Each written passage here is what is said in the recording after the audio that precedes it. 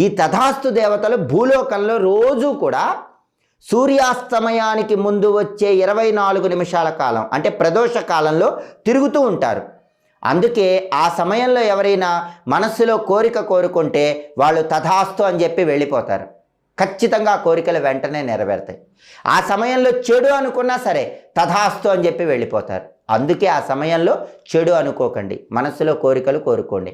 ఇంకా మీకు అద్భుతం జరగాలంటే ఆ సమయంలో ఒక చిన్న మంత్రాన్ని 21 సార్లు చదువుకోండి.